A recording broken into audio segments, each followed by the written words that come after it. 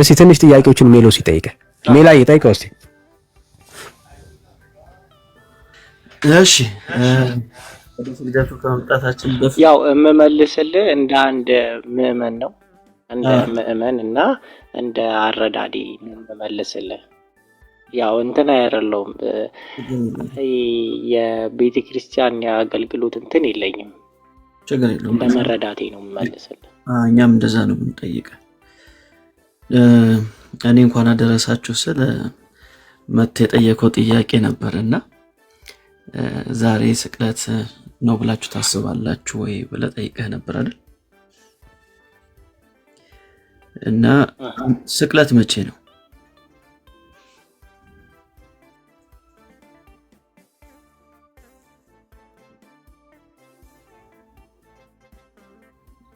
ነው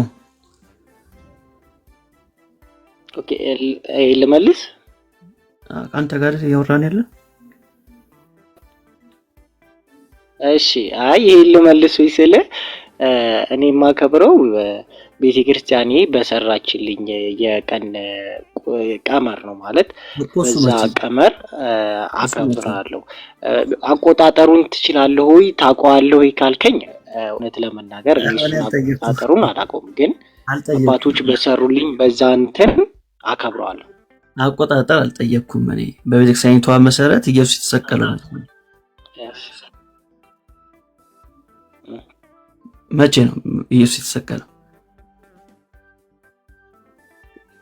መጋቢት 27። እሺ ዛሬ ምንድን ነው ታዲያ?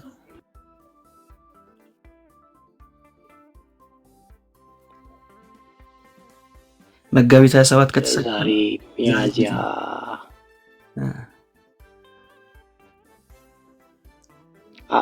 ይሄንን እንትን ስራው ባልሳሳት ቀመናቱ ዛሬ ሚያዝያ ስንት ነው? የቤተ ክርስቲያን አባት ዲሜጥሮስ እና ምንድነው ቀኖቹ ተሰልተው ነው ማለት እንትን የሚባሉት። በሁለት ቀን ነው ጌታ የተሰቀለው። ሳምንታት አሉ። ሁለት ቀን የተሰቀለው መጋቢት አንደኛ መጋቢት 27 አልከኝ። ዛሬ ደግሞ ሚያዝያ 10 ነው። እሱን እስቲ አብራራለን እኮ እሱን እኮ አልኩ። አሁን የቀመር እንትን ብትጠይቀኝ እሺ አዎ እሱን ላብራራልህ አልችልም አልኩ። ምክንያቱም እኔ ላብራራልህ የማልችለው እንደዚህ አይነት እንትኖች ላይ የቀመር እንትኖች ላይ እውቀቱ የለኝም። ግን ቤተክርስቲያኔ በሰራችልኝ ስርዓት መሰረት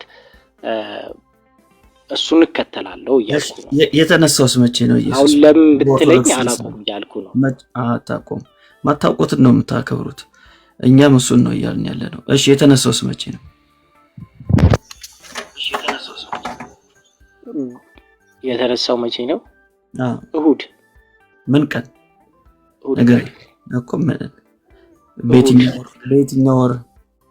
መጋቢት 27 ስቅለቱ ከሆነ ከ3 ቀን በኋላ እሁድ ነው የሚሆነው። ገባ? ስለዚህ ያው መቼ ማለት ወሩ ንገረኛ ወዳጅ። 30 ነው ሊሆን የሚችለው ማለት ነው። ምን 30 ነው ሊሆን የሚችለው። መጋቢት 30 ነው ሊሆን የሚችለው። እሺ መጋቢት 29 ነው። እሺ መጋቢት 29። እሺ አሁን ትንሣኤ ብለህ የምታከብረው መቼ ነው ግን አንተ? መጋቢት 29 ነው። ኦኬ እሺ የኔ ደም መጋቢት 29 ነው። አንተ ግን አሁን ትንሣኤ ብለህ የምታከብረው መቼ ነው? በ12 ምን 12?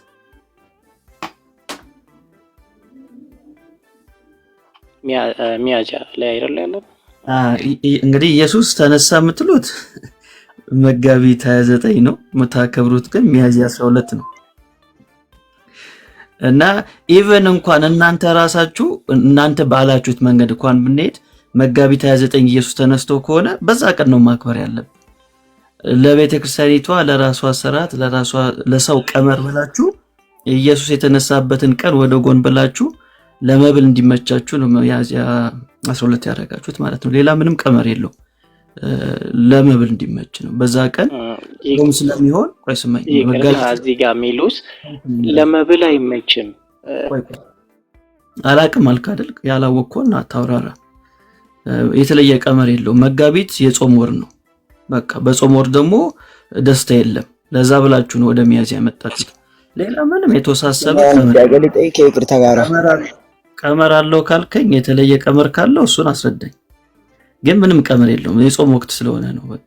ሌላ ምንም ነገር የለውም። በጣም ብዙ ነገሮቹን የጾም ወር ነው እያላችሁ ለመብል ስለማይመች ወደዛ ታረጉታላችሁ ማለት ነው። ለዚህ እንኳን ታማኝ አይደላችሁ። በነገራችሁ ላይ አንተን ብቻ ማለት አይደለም ፐርሰናሊ ነው፣ ግን እንደ ኦርቶዶክስ እንደ ቤተክርስቲያኒቷ ለዚህ እንኳን ታማኝ አይደላችሁም። ጌታ የተሰቀለው መጋቢት 27 ነው እያላችሁ የተነሳው መጋቢት 29 ነው እያላችሁ በቀመር ደርሰንበታል አውቀናል እያላችሁ ግን ያን ቀን አታከብሩትም። ያን ቀን አታከብሩ። ለምን ከተባለ ሰው ለሰራው ስርዓት እንዲመቻችሁ ታደርጉና ለመብል እንዲመች ይደረግና ወደዚህ ታመጡታላችሁ ማለት ነው። ወር ታሳልፋላችሁ እና ቤተክርስቲያኒቷ ለዚህ እንኳን ታማኝ አይደለችም። ደርሼበታለሁ ላለችው ዕውቀት እንኳን ታማኝ አይደለችም። በዚህ ደረጃ ነው ጌታን የምትገፉት ማለት ነው። ለሰው ቀመር ለሰው ስርዓት ነው ልባችሁ የሚነሳው እንጂ አወቅ ነው ደረስንበት ላላችሁት ነገር እንኳን አትታዘዙ። አሁን ወደ ስግደቱን እንምጣ። ለምንድን ነው የምትሰግዱት የሚለውን ፋሲካ እናንተ ታከብራላችሁ ወይስ አታከብሩም? ሜሎስ ይቅርታ ጥያቄ ነው። ፋሲካ ምንድን ነው ማለት? እሺ ትንሳኤን ታከብራላችሁ አታከብሩም? ስቅለት ትንሳኤ ምናምን በእናንተ አለ? የኛ ትንሳኤ ኢየሱስ ነው። ዮሐንስ ወንጌል ምዕራፍ 1 ላይ እንደሚናገረው የኛ ትንሳኤ ኢየሱስ ነው። ሌላኛ ስለዚህ የምታከብሩበት የቀን እንትን የላችሁ ቀን በዚህ ቀን ምናምን ብላችሁ የምታከብሩበት የለም ማለት ነው። እንደ ጴንጤ ማለት እሺ፣ ያወራ ያለው ከኔ ጋራ ነው። ስለዚህ መጽሐፍ ቅዱስ እንደዛ አያስተምርም። እኛ የተለየ የምንለው ቀን የለም። ሁሌም ጌታችን ኢየሱስ ክርስቶስ የኛ ትንሳኤያችን ነው። ትንሳኤና ሕይወት እኔ ነኝ ያለው ዮሐንስ ወንጌል ምዕራፍ 11 ላይ። ስለዚህ ጌታን ሁሌ ስለምናምነው ሁሌ እናከብረዋለን። የምናከብረው አካልን ነው እንጂ የምናከብረው ቀን የለንም። አሁን ወደ ስግደቱ እንምጣ። ለምንድን ነው የምትሰግዱት?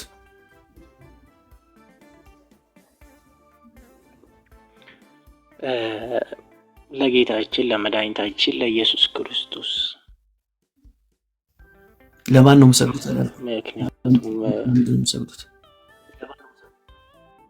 ኦኬ አንዴ ስግደት ምስጋና ነው። ስግደት ክብር ነው። ስግደት ራስን ማሸነፊያ ነው። ለዚህ ሁሉ እሺ መጽሐፍ ቅዱሳዊ ያደረክ አስረዳው ነው ያልከው። ለጌታ ክብር ከመጽሐፍ ኦኬ ለጌታ ክብር በዚህ አርብ ነው የምትሰግዱት? ለጌታ ለአምላክ እሺ መጽሐፍ ቅዱሳዊ አድርጌ ላስረዳ። እኔ ሌላ ቦታዎች ሁሉ አልረግጥም። ይሄን ቃል አንተ ካላመንከው ማለት ነው። ለጌታ ለአምላክ ስገድ ተብሎ ተጽፏል አለማ ራሱ ጌታችን መድኃኒታችን ኢየሱስ ክርስቶስ። ለጌታዬ ለአምላኬ ለኢየሱስ ክርስቶስ መስገዴ ለምንድን ነው አሁን አንተ ቅር ያሰኛል? ኢትዮጵያ ቅር ያሰኘው ለምንድን ነው? ለማን ነው የምትሰግደው እኮ አለ ራሱ ጌታችን በማቴዎስ ወንጌል ሰይጣንን ናኦሚ እየሰማ እኔ ለማን ነው የምትሰግደው አላልኩኝ። እሺ ለማን ነው የምትሰግደው አላልኩኝ። ለምንድን ነው የምትሰግደው? የምታገኘው ጥቅም ምንድን ነው? ወንድሞች ሜላይ ሶሪ እሺ ፍሪዝ እያደረገ ነውና አፔ ከዘጋ ድጋሚ እንትን እለዋለሁ። ፍሪዝ እያደረገ ነውና ስታክ እያደረገ ነው። ኦኬ እሺ ከተቋረጣችሁ እንትን ነው ስታክ እያደረገ ነው። ለዛ ነው አንደርስታንድ አድርጉት። ድጋሚ እንገባለን። እሺ አሪፍ። እሺ እስከዛ ኮፒ ሊንክ ታፕታፕ አድርጉ ወገኖች። ጥያቄው ልትገመልህ ናኦሚ ለማን ነው የምትሰግደው አላልኩኝም። ወደሱ እንመጣለን አስፈላጊ ስለሆነ።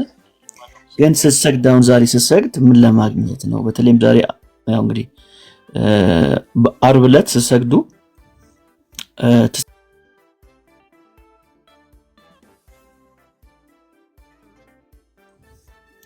ትታዘዛላችሁ አይደል? አዎ በጣም አሪፍ። ለምንድን ነው እሱን ምንድን ነው የሚያስገኘው ጥቅም?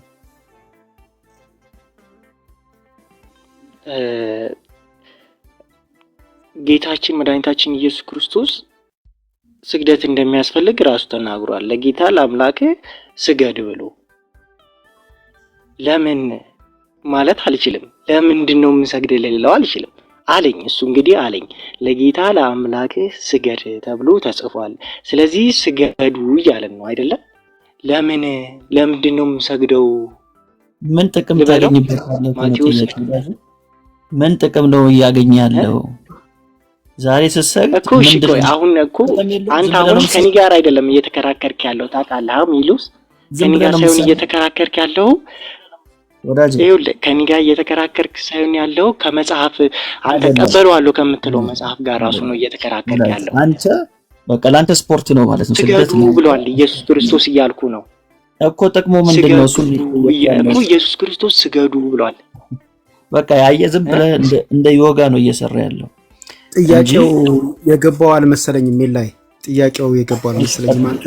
አንተ የምትጠይቀውና እሱ ነው ሜላ ሚውት አድርግ ማለት አይደለም። አንተ የምትጠይቀውና እሱ የሚመልሰው ፓራሌል እየሄደ አይደለም። ጥያቄህን የተረዳው አልመሰለኝም። ምናልባት ጥያቄህን ግልጽ ማድረግ ሳይጠበቅብህ አይቀርም። አንተ ቀጥል ትዲ አስረዳው። ኖ አይ ጥሩ ይዘኸዋል። ጥሩ እያወራችሁ ነው። ጥያቄህን ግልጽ አድርገው ለማለት ነው አባት ማለት ይገባዋል። አይ ሁለት ሶስት የደገምኩለት ሜቢ የኔን አማርኛ አልተረዳው ይሆናል። እስቲ አስረዳው ትይሹ ፈትፈት አድርገህ እስቲ ስጣ። ጥያቄው ሲሳ እንዴት አገስ ጥያቄው ምን መሰለህ ናውሜ፣ አንተ እየመለስክ ያለኸው ለእግዚአብሔር ነው የምንሰግደው የሚል ነው። እሱ አሁን ለሱ ጥያቄ ለሱ መልስ ለየትኛው ጥያቄ መሰለ ትክክል የሚሆነው ለማን ነው የምትሰግዱት፣ ለማን ነው የምትሰግዱት የሚል ቢሆን ነበረ። ወይም ደግሞ ዛሬ ለማን ስትሰግድ ዋልክ ቢልህ ነበረ ይሄ ጥያቄ ትክክል የሚሆነው። ሜሎስ ግን የጠየቀህ ዛሬ ለምንድን ነው ስትሰግድ ዋልከው፣ ምን ልታገኝ ነው ስትሰግድ ዋልከው የሚል ነው የጠየቀህ። የሰገድክበትን ምክንያት ነው የጠየቀህ እንጂ የምትሰግድበትን አድራሻ አይደለም የጠየቀህ። ምናልባት ትንሽ ተረድተኸኝ ይሆን? አዎ እሺ። እኔ የሰገድኩት ከእግዚአብሔር በረከት ለማግኘት እግዚአብሔር እንዲባርከኝ ኃጢአቴን ይቅር እንዲለኝ ስግደት እየሰገድኩም እየጸለይኩም ስለሆነ ማለት ነው። በደሌን እንዲደመስስልኝ ኃጢአቴን ይቅር እንዲለኝ በመንግስቱ እንዲያስበኝ ፈያታዊ ዜማ በመንግስት አስበኝ እንዳለው እኔም ደግሞ በመንግስት አስበኝ እያልኩኝ ሰግጃለሁ ዛሬ ማለት ነው። ሜላይ ያው ጣቢያውን አስተካክያለሁ።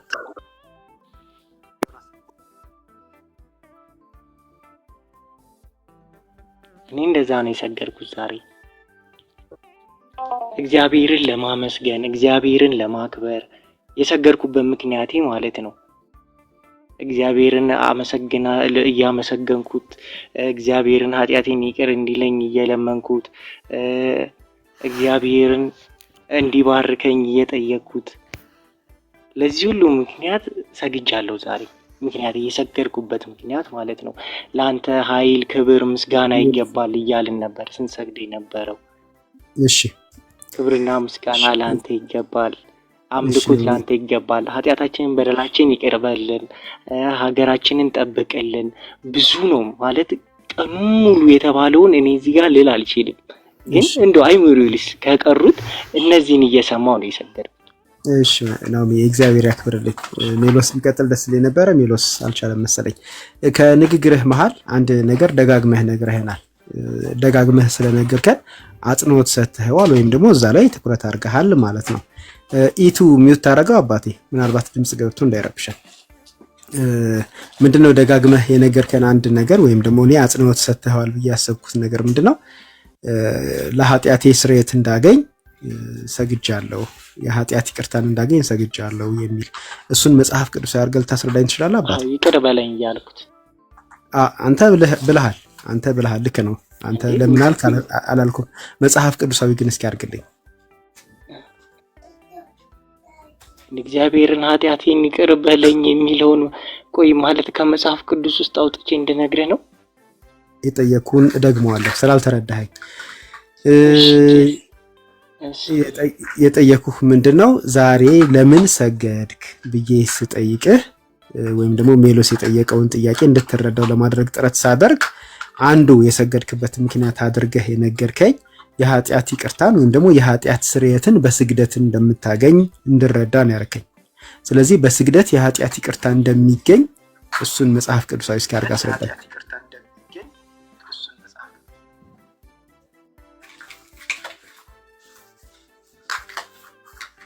እንዴ ቆይ እየሰገድኩኝ አምላኬን አቤቱ ይቅር በለኝ ማረኝ ማለት ስህተት አለ ወይ ማለት አሁን መጽሐፍ ቅዱስ ላይ አውጥቼ እንደዚህ ላስረዳ አልችልም። ምክንያቱም እንዳልኩ የእውቀት ውስንነት አለብኝ። ልጠይቅ ነበር የገባሁት። በዛው ዛሬ ያደረግኩትን ነገር እንደ አንድ ምዕመን ምን ተረድተን የሚለውን ለመመለስ ነው። ግን አንተ ስታስበው ይቅርታ አድርግልኝ ፈጣሪ ሆይ ምንድነው የጠየቁት? ይቅር በለኝ የእውቀት ውስንነት ብቻ ሳይሆን መጽሐፍ ቅዱስ ይቃረነኛል። ስማኝ፣ እኔን ደግሞ ተራ በተራ እናውራ። የእውቀት ውስንነት ብቻ ሳይሆን የምትሰማውንም የመረዳት ችግር እንዳለ እያየሁኝ ነው። ሜሎስ ጋር ጣልቃ የገባሁትኝ ሜሎስ ደጋግሞ እስኪ ደክሞ ድረስ ጠይቆ ልትረዳው ስላልቻልክ ነበር። አሁንም እኔ አንድ ጥያቄ ሁለት ጊዜ ጠየቅኩ፣ ሊያውም ግልጽ አድርጌን የጠየቅኩትኝ። ከታች እንኳን በኮሜንት እየመለሱልኝ ነው ሰዎች ተረድተውኝ፣ አንተ ግን ልትረዳኝ አልቻልክም። ስለዚህ የእውቀት ውስንነት ብቻ ሳይሆን የሚቀርብልህንም ጥያቄ መረዳት ችግር እንዳለ ያለው። ግን እስኪ የጠየቅኩህን ንገረኝ። ምንድን የጠየቅኩ? ዛሬ ለምን ሰገድክ እውነትም አልከኝ፣ መለስኩልህ። የሰገድኩበት አሁን የጠየቅኩ ምንድን ነው? መጨረሻ ላይ ጠየቅኩ። አሁን የጠየቀኝ ደግሞ ኃጢአቴን ይቅር እንዲለኝ ብለሃል ደጋግመህ እና ኃጢአቴን ይቅር እንዲልህ መስገድ አለብህ ወይ በመጽሐፍ ቅዱስ አስረዳኝ አልከኝ። እኔ ደግሞ በመጽሐፍ ቅዱስ እየሰገድኩኝ ይቅር በለኝ ብለው የሚቃወመኝን የመጽሐፍ ቅዱስ ክፍል ንገረኝ አልኩ።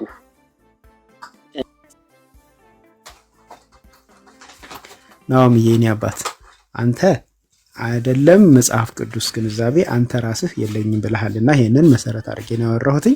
የምትጠየቀውን እንኳን እየተረዳህ አይደለህ ሰው ስለሆንክ አሁን ላንተ የሚገባህ መማር ነው።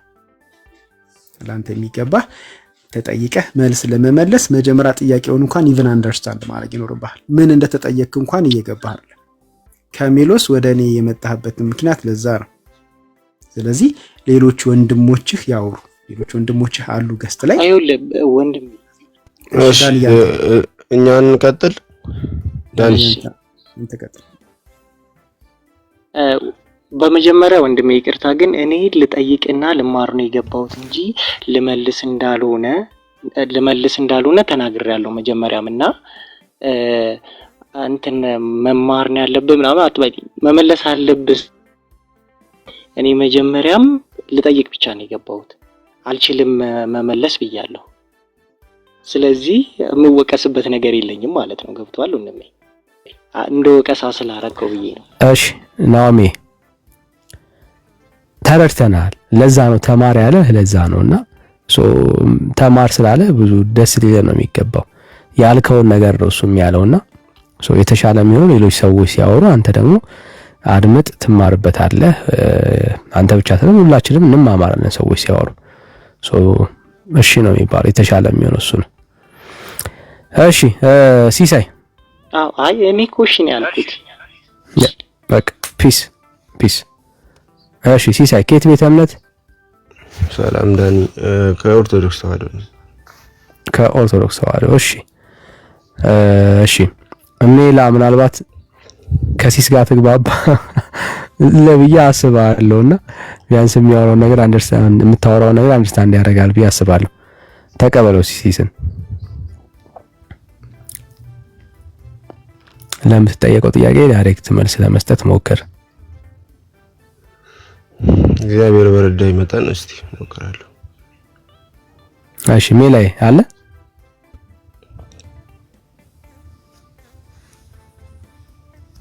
እሺ ስልክ ሞስት ፕሮባብሊ ይዞ ይሆናል።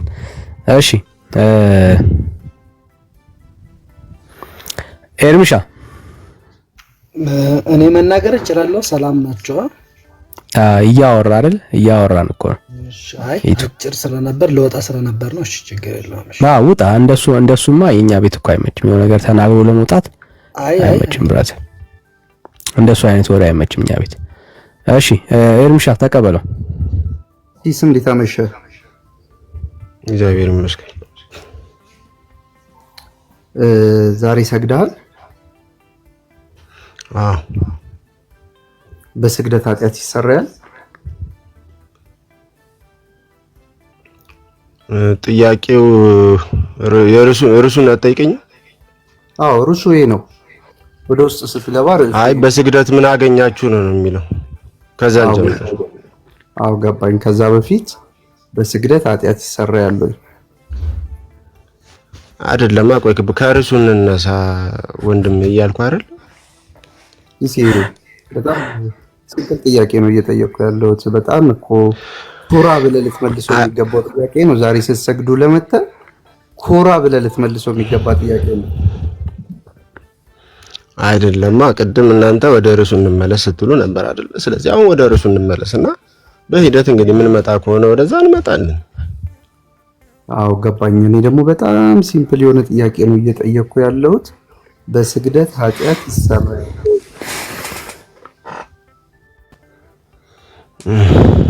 አይም አትሊስት እድል ሰጣችሁን ገብተን ለምጠይቁን ጥያቄ ምላሽ ለመስጠት ነው በርዕሱ ማለት ነው። ኦፍ ኮርስ ስለዚህ እንድትሰጠን እኮ ቁጭ አይደለም አይርም። ያው እንኳን አንተ እያልከኝ ያለኸው ሌላ ማለት ባዘው አንመጣም። በስግደት ምን አገኘህ ለምትለኝ ነገር ወደ ኋላ እንመለስ። መጀመሪያ እንጨርስና እንመጣለን። የኔ እንደም ሲሲ እንዴ አንተ ኦርቶዶክስ ነህ። ዛሬ ቀን ሙሉ ስትሰግድ ነው የዋልከው። ለምን ስትሰግድ እንደነበረ ታውቃለህ። ስለዚህ በጣም ሲምፕል የሆነ ጥያቄ ነው እየጠየቅኩ ያለው። ወይ ይሰራል በለኝ ወይ አይሰራም በለኝ።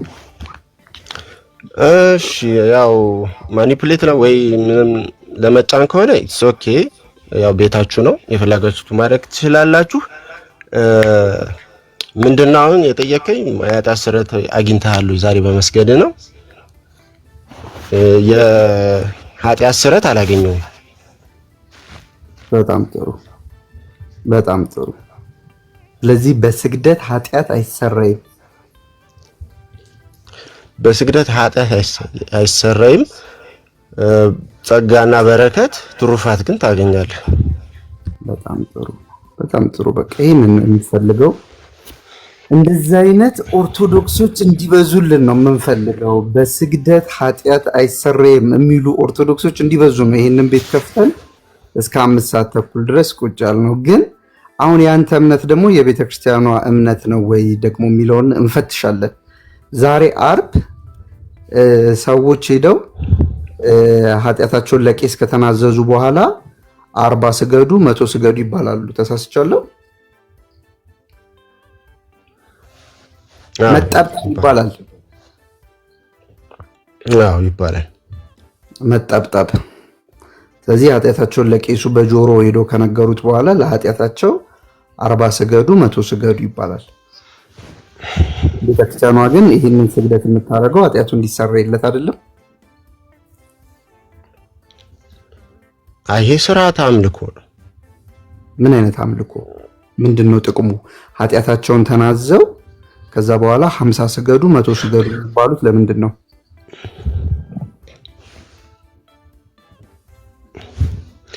በረከትን ለማግኘት ነው። ምን አይነት በረከት? ምንድነው ያ በረከት?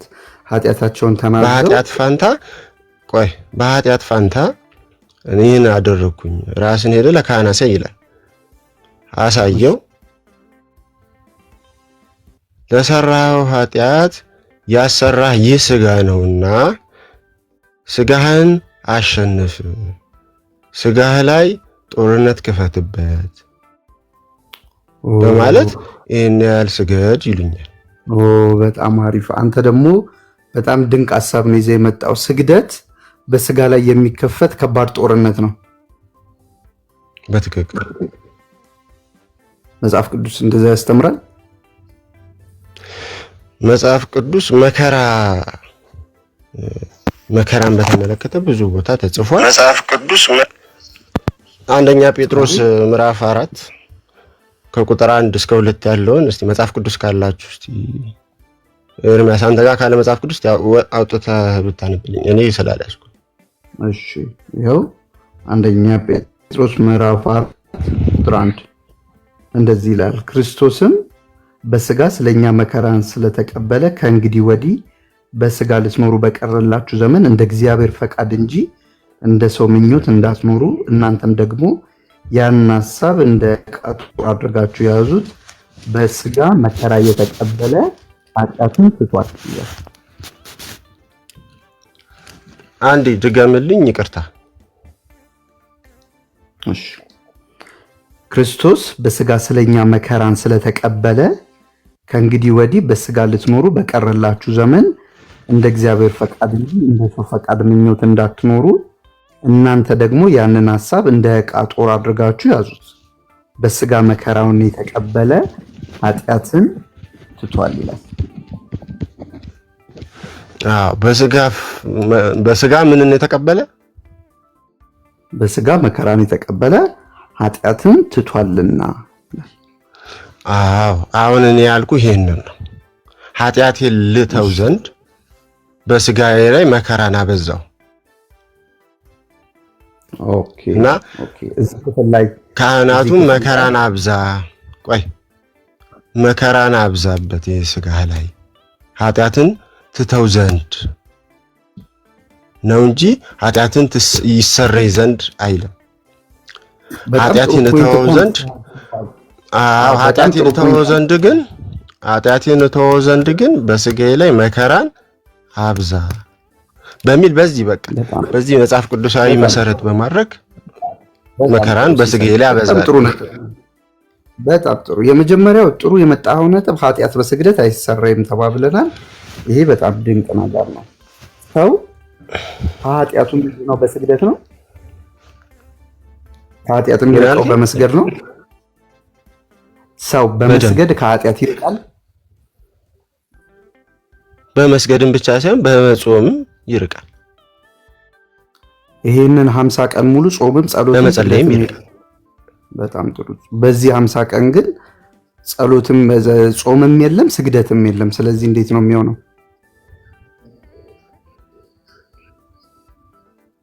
አይደለም እለት እኮ እንድንሰግድ ቤተክርስቲያን ታዘራለች። አሁን የጠቀስኩልህም እኮ የጴጥሮስ ከትንሣኤ በኋላ መስገድ አይፈቀድም። ለምን? የኢየሱስ ክርስቶስ ትንሣኤ የሚታሰብበት ቀን ስለሆነ በዚህ ጊዜ መጾምም አይቻልም። ሮብና አርቡ ሊበላ የለም እኮ ያው ፍስሐ ወይም ደስታ ስለሆነ ነው እሱ ዘመኑ ከትንሣኤው በኋላ። ስለዚህ ጾምም ስግደትም የደስታ ዘመን ነው። ስለዚህ ጾምም ስግደትም የለም በ50 ቀን። ስለዚህ ከኃጢአት አትርቁም ማለት ነው። ቆይ እንጂ ይሄ ማለት እኮ ክርስቶስ የከፈለልኝ እንዳማ ደምና እንትን መከራ እንደምንም አለመቁጠር ማለት ነው እኮ። ገባኝ። ስለዚህ በ50 ቀን ስግደት እንዴት ሊሆን ይችላል? ስለዚህ በ50 ቀን ስግደት የለም። ስለዚህ በዚህ በ50 ቀን ከኃጢአት አትርቅም ማለት ነው። ሰው ከኃጢአት የሚርቀው በስግደት ከሆነ እርቃለሁ። ይሄ አንደኛ መንገዱ ነው ማለት እንትን ለማድረግ አትሞክር። የሚያስ አንዱ መንገዱ ስግደት ምንም ነፃው ምንም እያስጨነቁ አይደለም። ነፃ ሆኜ ነው የማወራው። በዲስከሽን ወደ አንደርስታንዲንግ እንድትመጣ ነው። ስለዚህ በስግደት ሰው ከኃጢአት ይርቃል አልከኝ። ቤተክርስቲያን እንደዛ ብላ አስተምርሃለች በደንብ እንዴ? አዎ ይኸው መጽሐፍ ቅዱስን ጥቅሱን ምን ጋር ጠቅሰን እኮ አወራን። እዚህ ጋር ስግደት የሚላል እንዴ? ስግደት ማለት መጀመሪያ ምን ተባባለ? አይ እዚህ ጋር ስትሰግዱ ከኃጢአት ትርቃላችሁ የሚላል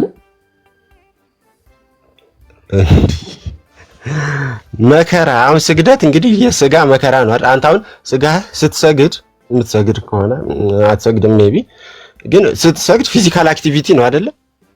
አይ እዚህ ጋር በአመት ቆይ አይደለም ቆይ በአመት ይኸውልህ መጽሐፍ ቅዱስን ስንረዳ በብዙ አንግል እንድንረዳው ተገቢ ነው።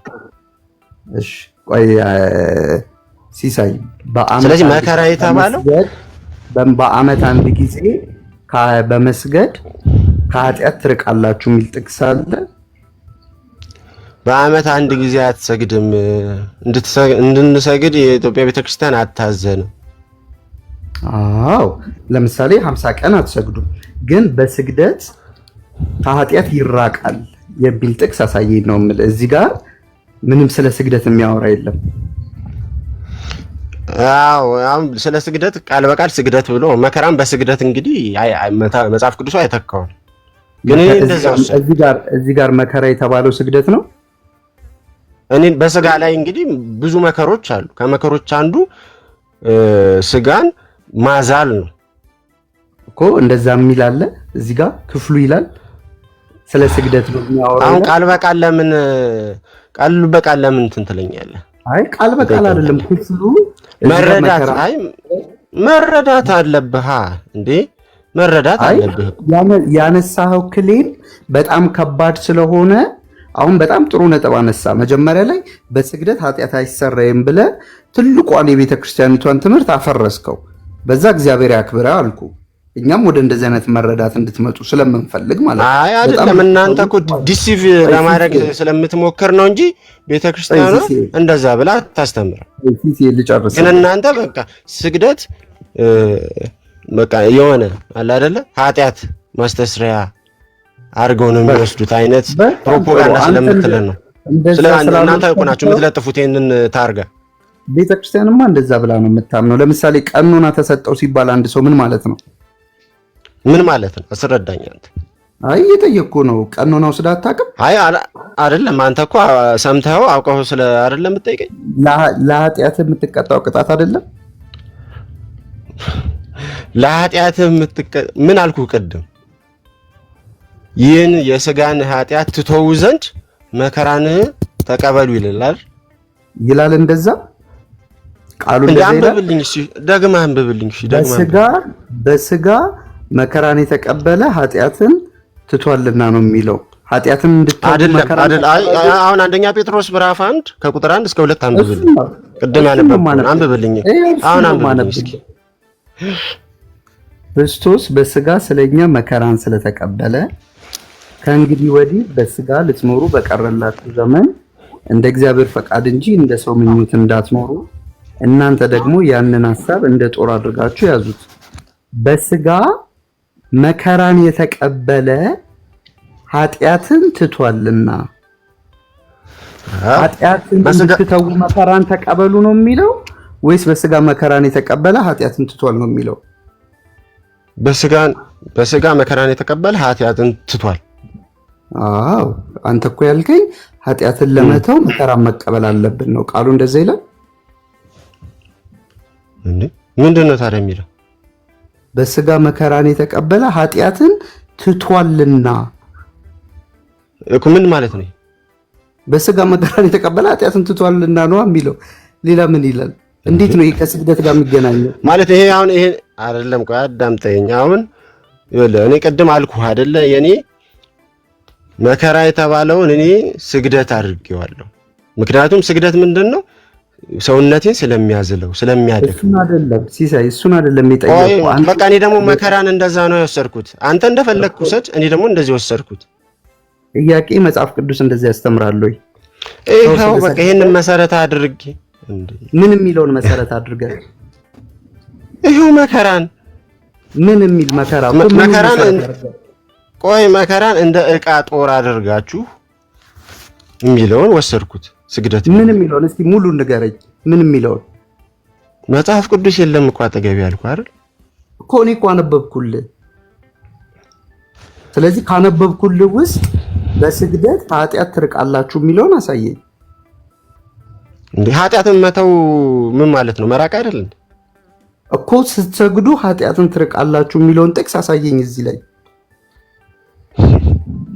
ቀደም ከይል እኔ የትም እኮ እንትን አልልም። እኔ ዙሪያ አንድ ቡሽ ውስጥ ምናምን እየገቡ አይደለም። አይልም፣ ስግደት አይልም አልኩ። እኔ ግን መከራ የተባለውን አንዱ ስግደት ነው ብዬ ወሰድኩት አልኩ እኮ። እዚህም ጥቅስ ላይ ቢሆን በመከራ በመቀበላችሁ ከኃጢአት ትርቃላችሁ የሚል አሳየኝ። እንዴ መከራን በሰውነቱ ላይ እንትና ኃጢአትን ትቷል አላለም እንዴ? ስለዚህ ሰው መከራን የሚቀበለው ኃጢአትን ለመተው ነው ወይስ ስለተው ነው?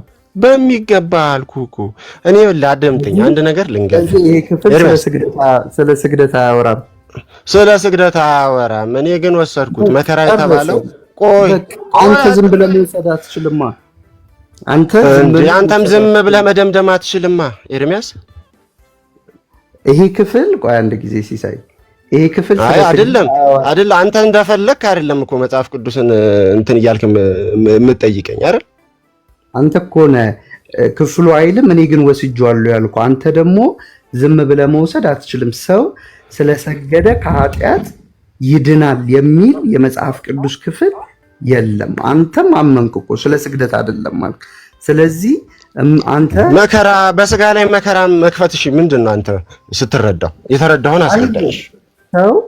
ሰው ከኃጢአት የሚድነው በጌታ በኢየሱስ ክርስቶስ በማመን ዳግመኛ በመወለድ የክርስቶስ ዘር በውስጡ ሲገባበት ጌታ ኢየሱስ ክርስቶስን ሲቀበል መንፈስ ቅዱስ ያድርበታል።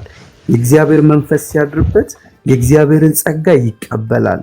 ቲቶ 2 ማቆን አትንገረኝ ኤርሚያስ፣ ማቆን ነው እየነገርከኝ ያለው። አንደኛ አታስረዳኝም፣ ማስረዳት አልቻልክም። እኔ ስነግርህ ደግሞ በመሃል አትግባ፣ ዝም በል። ስለዚህ ሰው ከኃጢአት የሚድነው ስለለፋ አይደለም፣ ስለደከማ አይደለም። ስለዚህ ሰው ስለወደቀና ስለተነሳ ያውም በዓመት አንድ ጊዜ ላቡን ስላፈሰሰ ከኃጢአት ይድናል የሚል የመጽሐፍ ቅዱስ አስተምህሮ የለም። ሰው ስለ ድህነት እኮ አያወራም። ይሄ መጽሐፍ ቅዱስ ስለ ድህነት አያወራም። አታቋርጠኝ፣ ቆይ አንድ ጊዜ ልጨርስ። ተረጋጋና ቅድም እኮ እንደዛ ነው፣ በዚህ መንገድ ነው ያወራነው አይደል እንዴ? አዎ ገባኝ። ማስረዳት አልቻልክም። የጀመርኩትን ሐሳብ ልጨርስ። ግን ይሄ ስለ ድህነት ስግደት ስለ ድህነት አላልኩም። እኔ መጀመሪያም ነግሬሃለሁ አይደል? አንድ የጀመርኩትን ሐሳብ ልጨርስ፣ ትቀጥላለህ። ማስረዳት አልቻልክም።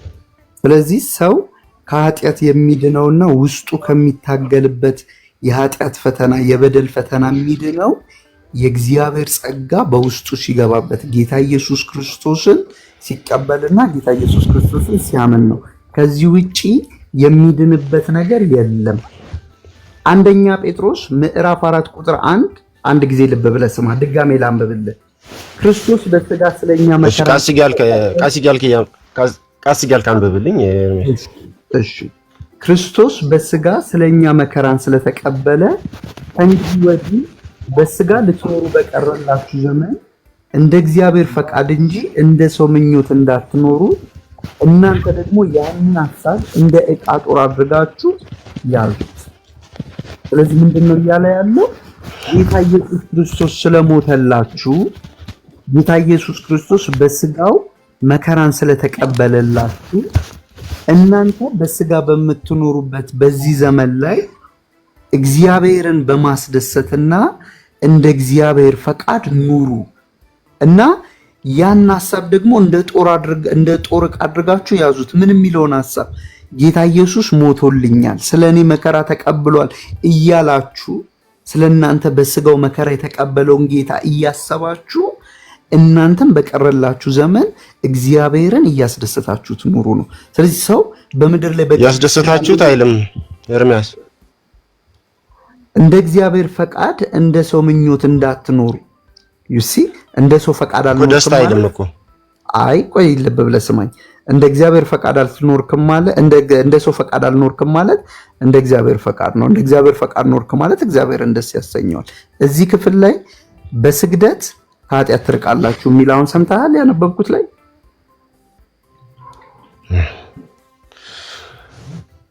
አንተ ስትፈልገው እንደፈለግከው እየተረጎምክ እኔ ስለው ደግሞ ልክ ያለው ነው። ይኸው አንብብልኝና አንተ ልስማ። ይኸው ሚዩት አድርጌ ልስማ እስኪ። እዚህ ክፍል ላይ አሁን አንደኛ ጴጥሮስ 4:1 ነው የጠቀስከው። በስግደት ከኃጢአት ትርቃላችሁ የሚለውን አሳይ።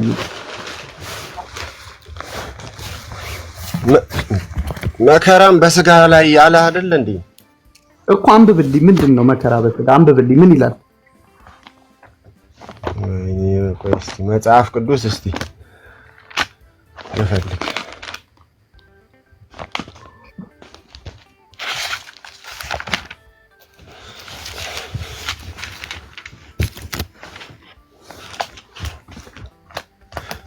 እሺ ቆይ መጽሐፍ ቅዱስ እንትን እስከማገኝ እንትን ከሌላ ሰው አይ ወረድ አይደል? ለምን ወርዳለህ ኤርሚያስ? ለምን ወርዳለህ?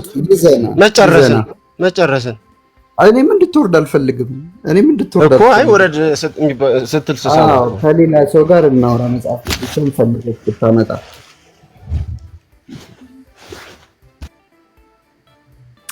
እሺ። ወዳጆች አላችሁ? እሺ እምሻ ሲሳይ በጣም ድንቅ ኮንፌሽን አድርጓል። በስግደት ኃጢአት አይሰራም የሚልና ይሄ እምነት የሁሉም ኦርቶዶክሶች እንዲሆን ነው ናፍቆታቸው።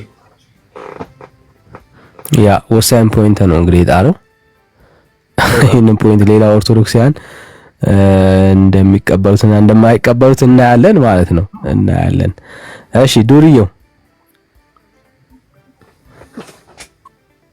አለው ስም ማን ነው? አሁን አንተ ላይ መጥፎ ነገር ኮንፌስ ማድረግ አልፈልግም እኔና ዮርዳኖስ ነኝ።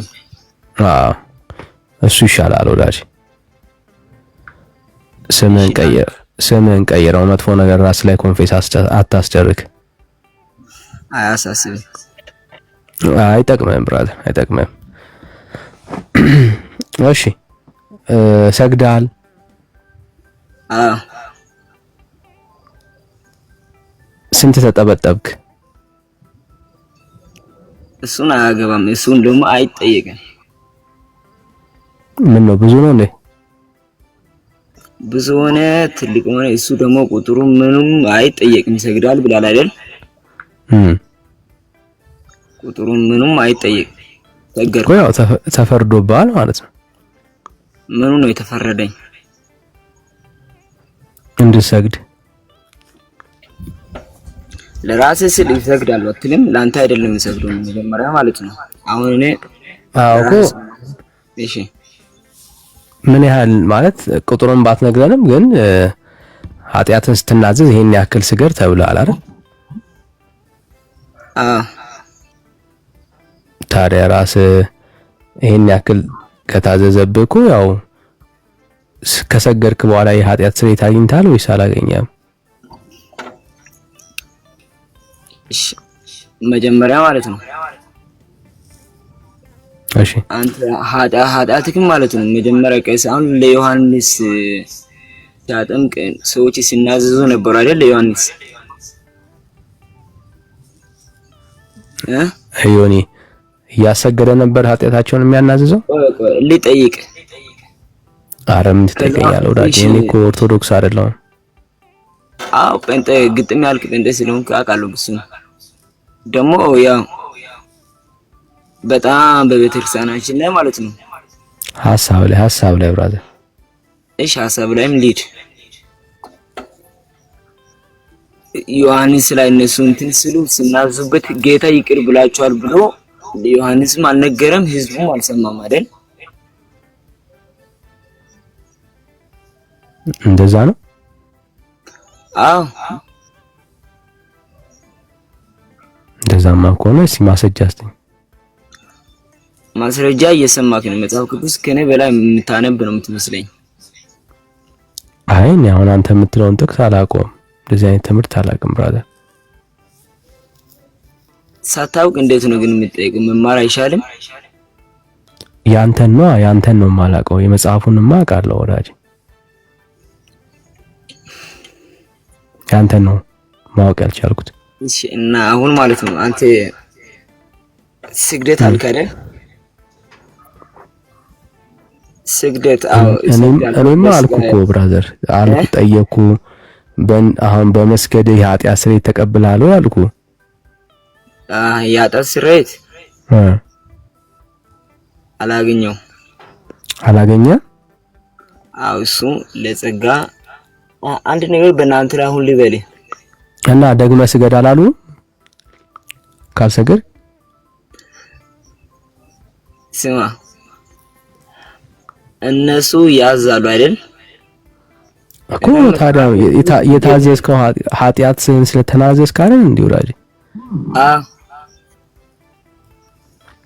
ንስሐ ያደረኩ ኃጢአት መናዘዝ አለ። በመናዘዝ የኃጢአት ይቅርታ አልተቀበልክም ማለት ነው። አሁን በመስገድ ዝም ብለህ ነው አስትራፖ ነው የሚሆንብህ ብራዘር። ካለዛ ማለት ምንም አልጠቀመህም ማለት ነው።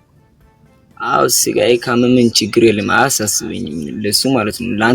እናንተ ለስጋ ስለምታስቡ ችግር የለም ለእናንተ ማለት ነው እኮ። ታዲያ ፐርፐዙ ምንድነው? የኃጢአት ስርየት ካላገኘህበት ፐርፐዙ ምንድነው? የኃጢአት ስርየት በቃ ስርየትም እንዲደረግ ማለት ነው። አንደኛ እሰግዳለሁ ንስሐ ተቀብዬ ማለት ነው። ንስሐ ተቀብለህ ትሰግዳለህ? አዎ ዋናው ለጌታ አይደል የምትሰግደው? ስትሰግድ ታዲያ የኃጢአት ይቅርታ አልተቀበልክም? ተቀብያለሁ። እሺ ኦኬ፣ አሁን ተቀብለሃል። እሺ መጽሐፍ ቅዱስ ውስጥ አለ እንደዚህ አይነት ማስረጃ? እንደ አይነት መስረጃ? እሺ አንተን ልጠይቅ። ያንተን መልሳለሁ፣ አንተም ደግሞ የኔንም ትመልስኛለህ። ኦኬ ዮኒዬ፣ በቃ ዮርዲዬ፣ በቃ ምን ታርገውና አንተ ገና በጣም ገና ወንጌሉን እውነት መስማት አለብህ፣ ማየት አለብህ፣ በደንብ የእግዚአብሔርን ነገር መመርመር አለብህና መርምር ያለኝ ለአንተ አሁን የሚጠቅም ነገር ምንድነው? ሌሎች ሲወያዩ አንተ ሰማሺ፣ እሱ ጋር ህይወት ይሆናል። ዳኒ ህይወት ይሆናል። እሱን ስማ፣ በቃ ይወዲ፣ እሱን ስማ። ሌላ ሰው ልቀበል ብራዘር። እሺ ታፊ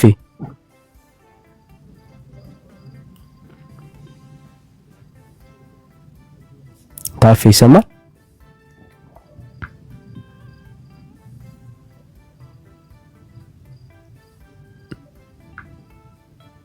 እሺ ሌላ ኦርቶዶክሳዊ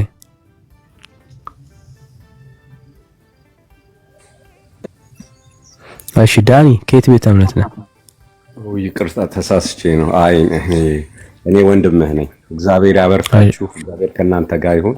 በርቱ እላለሁ። ተባረኩልኝ። አሜን ወዳጅ። ቴንክ ዩ። እሺ ተባረክ። እሺ ሌላ ኦርቶዶክሳዊ ካለ አንድ ቁጥር ጻፉልኝ። ለምን ይሰገዳችሁት? ለምን ነው የምትሰግዱት?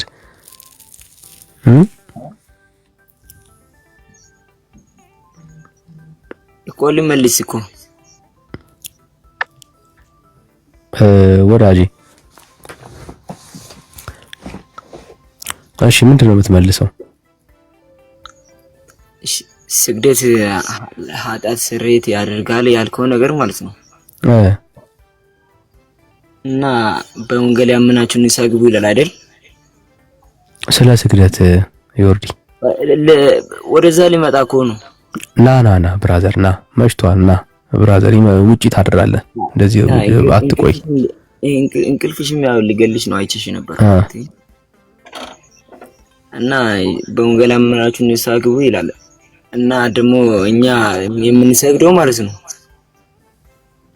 አንድ ሰው ስጋውን አሁን እኛ ከጾመን ወዲህ ነው ለጌታ ብለን ጌታ የተቀበለው መከራ ለዛ አስበን ነው የምንሰግደው እንጂ አባቶች ባዘዙ መንገድ ማለት ነው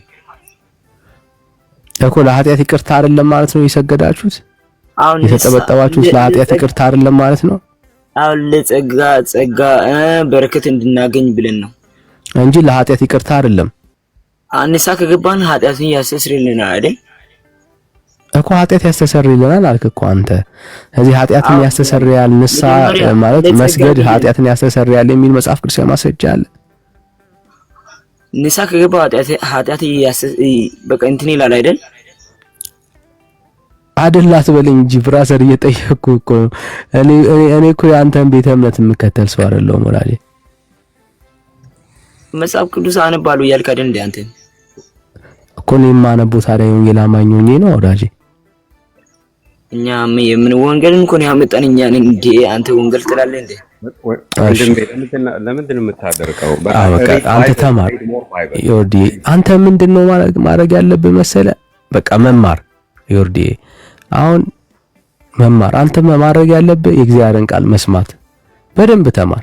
በቃ የመጀመሪያው ነገር ጌታ ከዱርዬነት ያወጣል።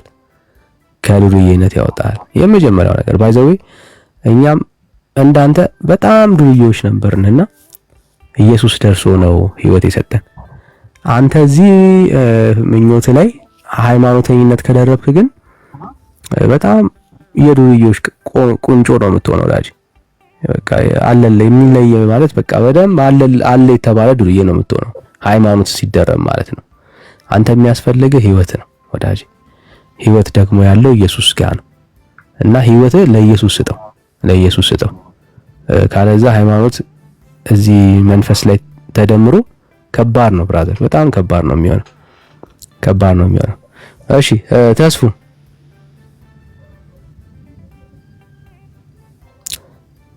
እሺ ቸሩ ነው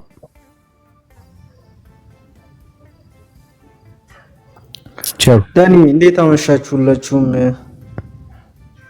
እኔም እግዚአብሔር ይመስገን። እንዴት አመሸህ ብራዘር? ደህና ነህ? ሁሉ ሰላም። ከየት ቤተ እምነት ብራዘር? እኔ ፋሚሊ ነኝ፣ ቤተሰብ ነኝ። ኦኬ ቤተሰብ ነህ። እሺ ለሰላምታ ነው ተከታተልኳችሁ ነው። ሲሳይን ግን አወርታችሁታል? ከቅድም ጀምሮ አወራ ነው ብራዘር። ጥቅስ እየፈለገ ነው፣ ጥቅስ እየፈለገ ነው አይደል? እሺ በቃ የተከታተልኩ ነው። ታች ልውረድ መሰለኝ። እሺ እሺ፣ ተባረክ ብራዘር፣ ተባረክ። እሺ ሜላ መጣ።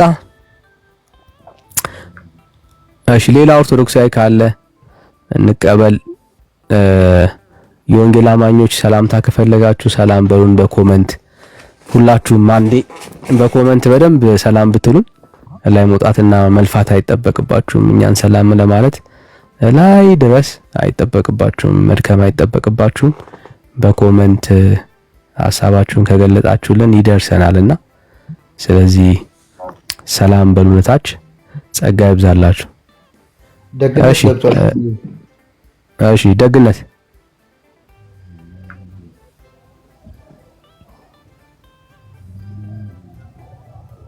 ይሰማል? ደግነት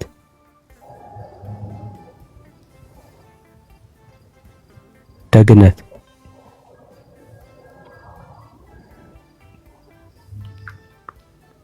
እሺ ደግነት እየሰማን አይደለም። እሺ አማን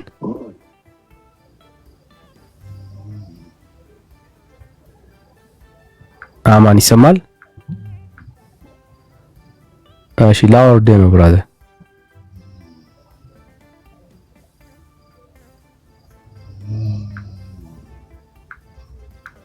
እሺ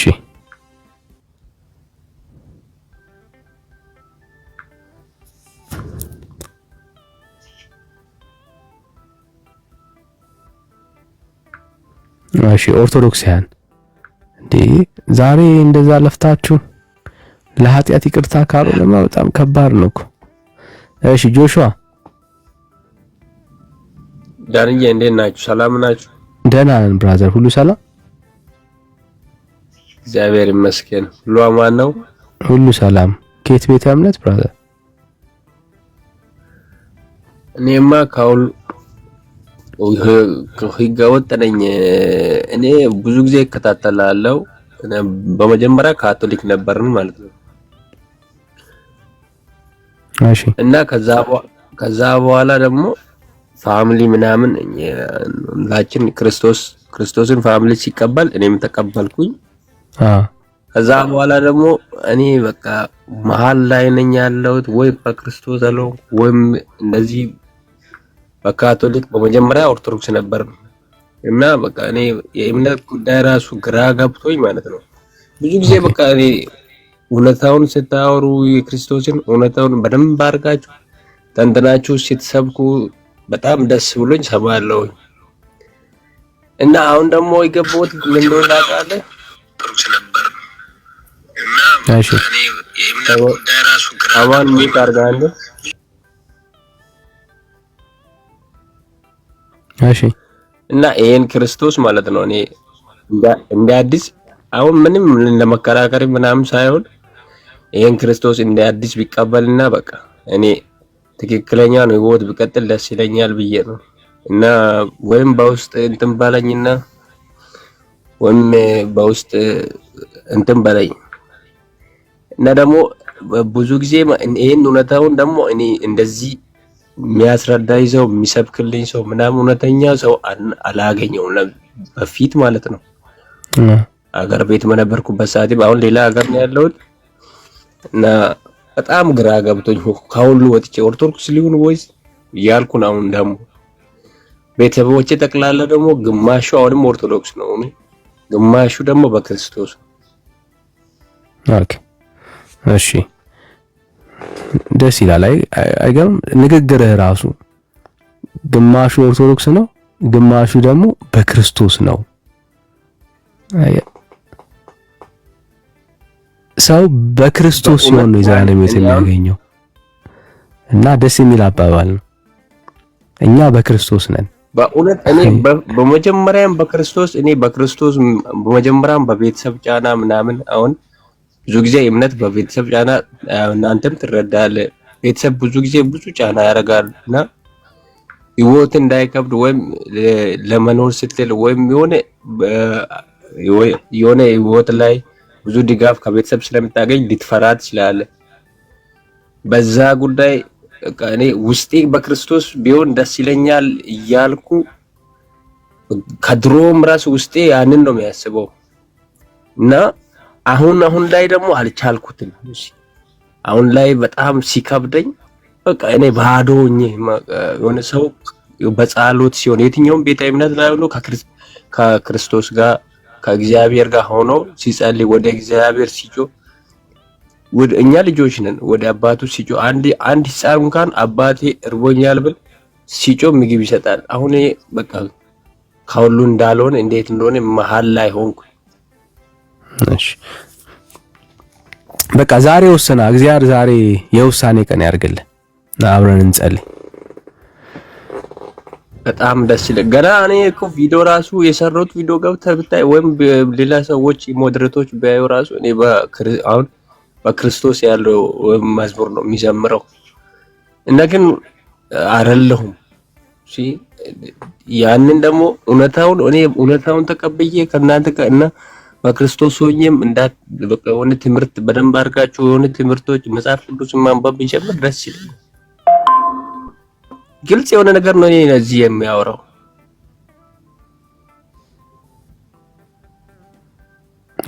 አይዞህ እግዚአብሔር ይረዳል።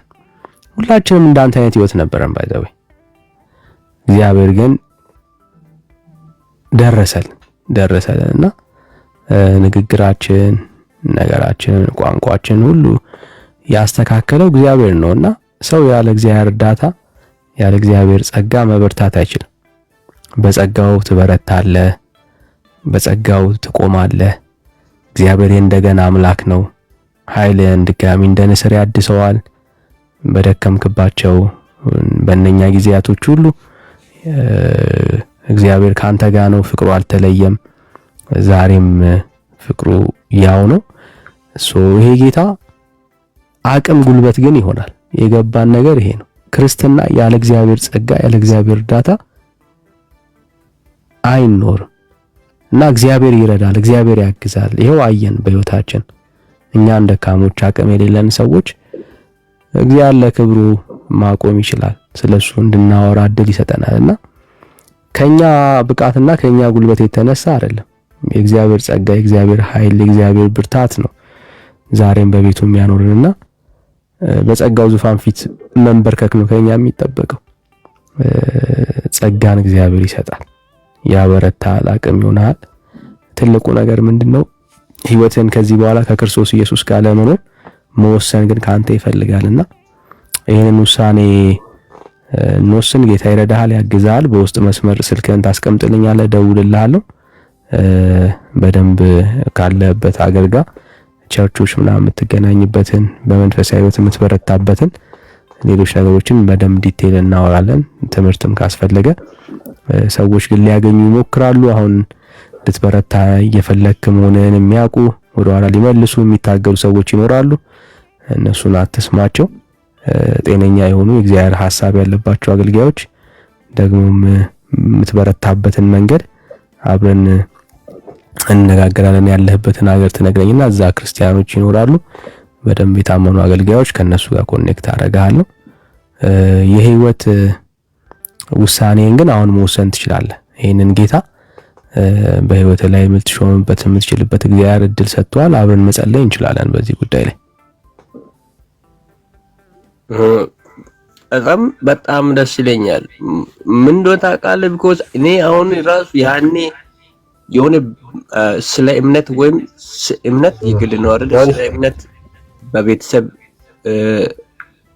ጫና ወይም ቤተሰብ ስለሚከተል ካቶሊክ ነበርና ይከተል ነበር። ስለምንነትም አለ። አሁን ለምሳሌ ግልጹ ነው የሚያወራው ምን እንደሆነ አሁን ካቶሊክ እምነት ምን እንደሆነ ሳላቅ ተከተልኩኝ እና ኦርቶዶክስ ነበረ ፋዘር እና እዛ ላይም ደግሞ እንደዚህ ዝም ብዬ እከተላለሁ። እንደዚህ እውነታውን ተንትነው እውነታውን የሚናገር ስለኛ የተሰቀለውን ክርስቶስ ትክክለኛ መንገድ እንደዚህ ከድሮ በቃ እንደዚህ እኔ ሰምቼ ማቃም በላይፍ ብዙ ጊዜ ነው የሚሰማ አንተ ጋርም ሰማለው እና አንድ ላይ እንደዚህ ሲሰብኩ በጣም ስለምሰማ አሁን ውስጤ ሲሰበር በጣም ውስጤ እየተሰበረ መጣ። እኔ መሀል ላይ እንዲሆን የሚያደርገኝ ምን እንደሆነ ታውቃለህ? ቤተሰብ ሲከተል የነበረውን እምነት መከተል በጣም ይጎዳኝ። እንደዛ አሁን እኔ በክርስቶስ መሆን ፈልጋለሁ። በቃ እኔ በጣም ያኔ ከነበረው ጭቃ ታጥቤ ነፃ ሆኜ በክርስቶስ ደም ተዋድጄ በጣም መኖር ፈልጋለሁ። ዳን የምር እኔ አሁን የውስጤን ያወራሁት ተባረክልኝ። እግዚአብሔር ጨምሮ ጸጋ ያብዛላችሁ። በውስጥ እኔ ትክክል እንትን በውስጥ ስልኬን አስቀምጥላለሁ፣ ጸልይልኝ እና ደግሞ በውስጥ የሚያገኘኝ ሰው እንደዚህ ይጸልይልኝ። እኔ በስትክክል መጽሐፍ ቅዱስ ከዚህ በኋላ በደንብ እውነታውን ስላወኩኝ አሁን በላይፍ ሰምቼ እኮ እውነታው አይገባም። ቤተሰቦቼ ሲሄዱ እኔም ሄዳለሁ። ምንም የሚገባን ነገር የለም። እንደዚህ አይነት እውነት ደግሞ አስተምሩን። ተመልሻለሁ። እሺ፣ ሰው እያወራ ነው። ሚዩት አድርግ ብራት። እንደዚህ አይነት እውነታውን የሚያወራልን የሚሰብክልን ወይም የሚያስተምርን ሰው የለም በፊት ራሱ ማለት ነው። እና በምንገባበት አሁን ለምሳሌ ኦርቶዶክስ በምንገባበት ሰዓት ላይ ብዙ አንተ የምታውቃቸው ነገሮች አሉ እና እንደዚህ አይነት እውነት የለም። ያ ደግሞ አንተ በስትክክል በክርስቶስ ሆነ እንድትቀጥል ህይወት እንዲቀጥል ራሱ አይሰጥም። የሆነ መሃል እግዚአብሔር ይመስገን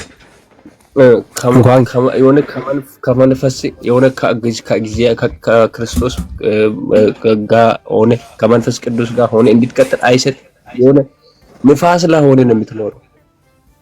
ያ እንደዚህ አይነት ችግር እንዳለ ብዙ ሰው አያውቅም። እኔ አሁን ግን በጣም ተረዳሁኝ፣ አወቅኩኝ እውነታውን። በቃ እንደምታስተምሩት በጣም ዳይሬክት የሆነ ትምህርት ሰው በቃ አልቀበል ብሎ ወይም በደፈናው ይከራከር እንጂ ስለ ክርስቶስ እንደዚህ ተንትናችሁ ሲታወሩ ይሄንን ያልተረዳ ሰው እኔ አሁን በላይፍ ሰምቼ ተባረኩኝ። ሰምቼ ክርስቶስን መቀበል ፈልጋለሁ። በቃ እንደ አዲስ አድርጌ ፋሚሊዎቼ ሲቀበሉ ያኔ አሁን ግማሹ ፋሚሊ ብያለሁ ሲቀበሉ ተቀብዬ ነበረ፣ ግን በስሙ ነው የተቀበልኩት። ግን የሆነ አልሆንኩም፣ እሱ ላይ አልሆንኩም። በቃ እንደ አዲስ መታጠብ ፈለኩኝ አሁን እና ክርስቶስ እናንተን ደግሞ በላይፍ እንደዚህ በጣም ጥሩ የክርስቶስን እውነታውን የሚያወራልን ህዝቡ እንዲሰማ የክርስቶስ መንገድ የሚያስተምረን ሰው አምጥቶልን በጣም ብዙ ጊዜ አንተን ነው የሚሰማው። ገብቼ አይደለሁም በክርስቶስ በቃ እኔ አይደለሁም ብዬ ገልጬ ነግሬ ካለሁ ግን ሰምቼ ተባረኩኝ እና በውስጥ ስልኬን ላይ አስቀምጥልኝ፣ ስልኬን አስቀምጥልሃለሁ ነጻለህ። አሁንም እዚሁ ክርስቶስ እና ማለት ስለ ክርስቶስ እውነታው ይሄን ላውቄ በውስጥ ስልኬን አስቀምጣለሁ። በውስጥ ሁሉ ነገር ብታስተምሩኝ የክርስቶስን የግሌ አድርጌ ቢቀበል ደስ ይለኛል። ጌታ ይረዳል፣ እግዚአብሔር ያግዛል። ሁላችንንም ባይዘው በቃ ጌታ በእንደዚህ መንገድ ነው ያገኘን። ብዙ ቦታዎች ላይ ሃይማኖተኛ የነበርን ስንንከራተት የነበርን ገዳም ለገዳም ሎንችን ከሎንችን እየተዘዋወርን በብዙ የሃይማኖት ስርዓት ውስጥ የነበርን ሰዎች ነበር፣ እግዚአብሔርን ፍለጋ ማለት ነውና ግን ህይወት አልነበረንም። ኢየሱስን አላወቅነው። ጌታ የሚባል አዳኝ የሚባል እንዳለ ስለሱ ሲሰበክ ሲወራ እንሰማለን፣ ግን በእውነት ያ አዳኝና ታዳጊ የሆነው ጌታ ግን ነፍሳችንን እንደሚያድን አልገባንም ነበር። ኢየሱስ የሚባል ነገር ሲነሳ ሳምበሊን የሚያድን ነው የሚመስለን፣ የሆነን ሰው የሆነን አካል የሚታደግ ነበር የሚመስለን እና እኛ ጋር ሲመጣ ይሄ ኢየሱስ አቅም አልነበረውም አይደል? እንደዚህ አይነት ስሜት አይሰማንም። እኛ የተለወጠ ህይወት የለንም፣ የዳነ ማንነት የለንም።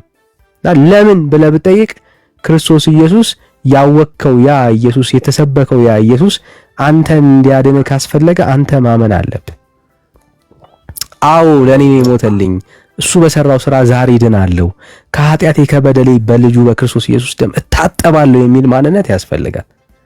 እና ወንጌል አንተ ጋር ሲመጣ አንተ ነህ የምታምነው፣ አንተ ነህ የምትቀበለው፣ አንተ ተቀብለህ ነው የምትድነውና ብዙ ትውልድ ወይ ደግሞ ሃይማኖተኛ ስትሆን ስለ ኢየሱስ የሚዘምር ትውልድ ታገኛለህ፣ የሚያወራ ትውልድ ታገኛለህ። እኛ ቤት እኮ 24 ሰዓት ነው የሚወራው የሚል ሰው ታገኛለህ።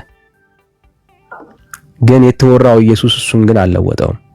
የተነገረው ኢየሱስ እሱን ግን ህይወት አልሰጠውም። እና በጣም ከባድ። ስለዚህ ላንተ ኢየሱስ ክርስቶስ ዛሬ ብትቀበለው ህይወት ይሆናል። አሁን ያ የሰማኸው ሲወራ የተረዳኸው ኢየሱስ አንተን ዛሬ ያድናል፣ ህይወት ይሰጣል አይደል? ያቺ ሳማሪታዊ ሴት ያን ያደረገችው ያንን ነው። ስለዚህ ኢየሱስ ሄዳ አወራች፣ ተናገረች። ከዛ ሲመጡ ግን ያገኙት ነገር ሌላ ነው። ከነገረቻቸው በላይ የሆነ ኢየሱስ ግን አዩ። አሁን የምናምንሽ ስለ ነገርሽን አይደለም፣ ስለ ቃልሽ አይደለም ይሏታል። አየህ። ስለዚህ ሰው ፐርሰናሊ ከክርስቶስ ኢየሱስ ጋር ምን ማድረግ አለበት? መገናኘት አለበት ከክርስቶስ ጋር። እና ብዙ ሃይማኖተኛ ሰው በሃይማኖት ጥላ ስር ስለ ኢየሱስ ሲወራ ይሰማል እና በዛ ጥላ ውስጥ ሆኖ ከክርስቶስ ኢየሱስ ጋር ግን ኢንካውንተር ካላደረገ ስለ መዳኑ የዘላለም ሕይወት እንዳለው እሱ የክርስቶስ ኢየሱስ አዳኝነት ገብቶት ካልተቀበለ ህይወት የለው። እና መዳን የሚቻለው በእግዚአብሔር ልጅ በክርስቶስ ኢየሱስ በማመን ነው። እና ይሄንን ውሳኔ ዛሬ መወሰን ትችላለህ። አብረን መጸለይ እንችላለን። ሌላውን ነገር በውስጥ ላወራ እችላለሁ። ፈቃደኛ ከሆንክ አብረን ይሄንን አጭር ጸሎት ከኔ ጋር እንጸልይ። የምትችል ከሆነ ተንበርክከ የሚመች ቦታ ላይ ካለ ይሄንን የልብህን ጥማት ለጌታ ትነግረዋል። ክብር ለጌታ ይሁን። ዛሬ ላንተ መዳን ይሆንልሃል።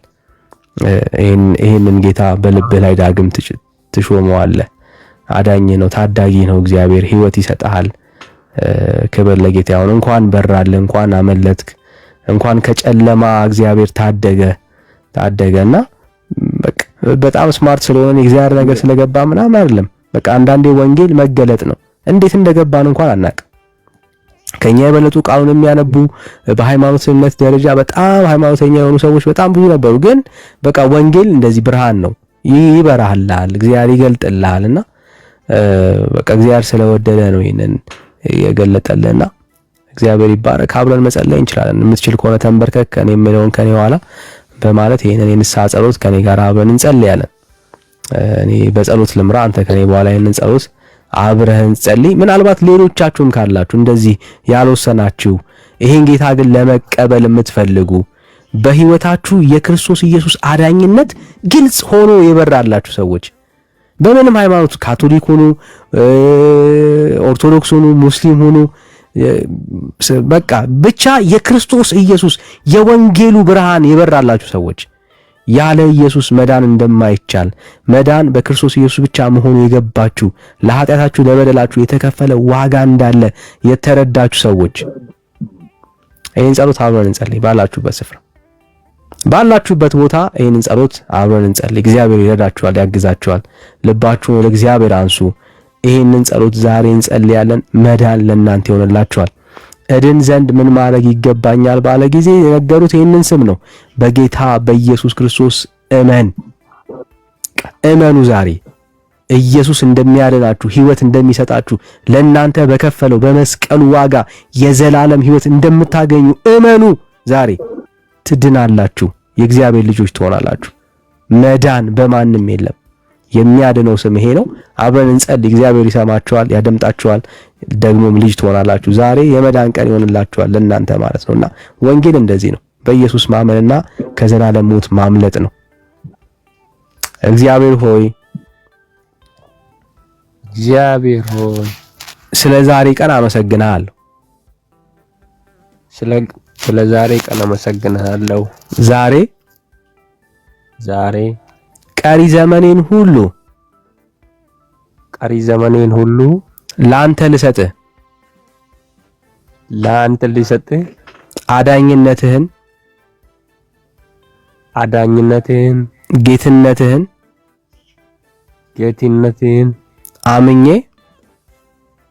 አምኜ እወስናለሁ። ሕይወቴን ላንተ አስረክባለሁ። ዓለምን፣ ሰይጣንን፣ ስራውን ሁሉ ክዳለሁ። የእግዚአብሔር ልጅ የሆንከውን አንተን የሕይወቴ ጌታና አዳኛ አድርጌ